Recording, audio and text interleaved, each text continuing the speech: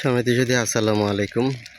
আজ আবহাওয়া খুব মেঘলা মেঘলা অবস্থা, বৃষ্টি হচ্ছে, বৃষ্টি হওয়া শুরু হয়ে গেছে। আজকে ফেব্রুয়ারি মাসের 22 তারিখ। দেখুন আবহাওয়া অবস্থা দেখুন। আর এই আমি আসছি এখন আমার জমিটাতে। এটা হচ্ছে ভেন্ডি, ঢেঁড়সের জমিটা। আর এদিকে হচ্ছে ভুট্টা এবং শসা জমিটা।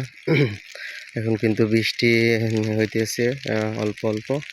বৃষ্টিটা মনে হচ্ছে আরও বাড়বো। বৃষ্টির পর করণীয় কী এবং বৃষ্টির পর আপনার ফসলগুলোকে কীভাবে রক্ষা করবেন এবং বৃষ্টির থেকে রক্ষা করবেন কীভাবে, সেই বিষয়ে আপনাদের জানাবো।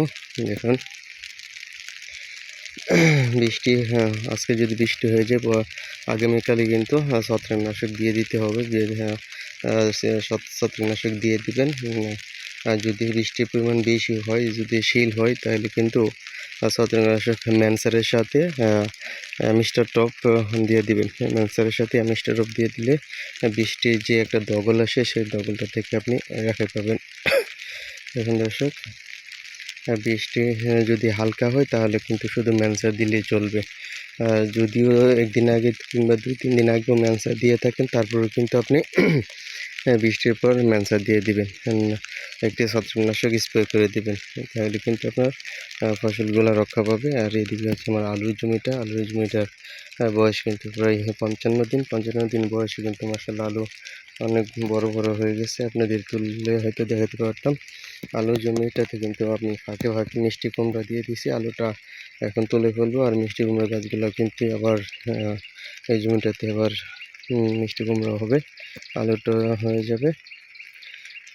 একই সাথে কিন্তু দুইটা ফসল না করলে কিন্তু আপনার আর লাভবান হওয়া যায় না।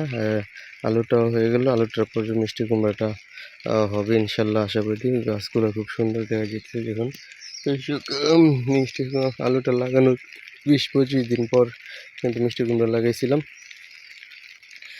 বৃষ্টি কিন্তু শুরু হয়ে গেছে। আল্লাহ, দেখা যাক বৃষ্টি কী পরিমাণ হয়। বিভিন্ন ব্রাহ্মণবাড়িয়া, নাসিরনগর এবং আপনার হবিগঞ্জ, মাধবপুর ওইদিকে কিন্তু বৃষ্টির সাথে শিল হয়েছে, ব্যাপক পরিমাণে ক্ষয়ক্ষতি হয়েছে। আর দোয়া করবেন যাতে শিল যাতে না হয়। যদি শিল হয় তাহলে কিন্তু কৃষকের বিশাল লস হয়ে যাবে, ক্ষতি হয়ে যাবে। অবশ্যই কিন্তু এমনিতেই যারা সবজি চাষ করছেন তাদের কিন্তু বাজারে দরপতনের কারণে কিন্তু অনেক লস হইতেছে, মার্কেটে বিক্রি করতে পারতেছে না। সকল সবজির অবস্থায় কিন্তু খারাপ। তাই আশা করবো আল্লাহ যাতে রহমত করে, যাতে বৃষ্টির সাথে যদি শিল যাতে না পড়ে, সেই দোয়াই করবেন সকলে। ধন্যবাদ সবাইকে। আসসালামু আলাইকুম।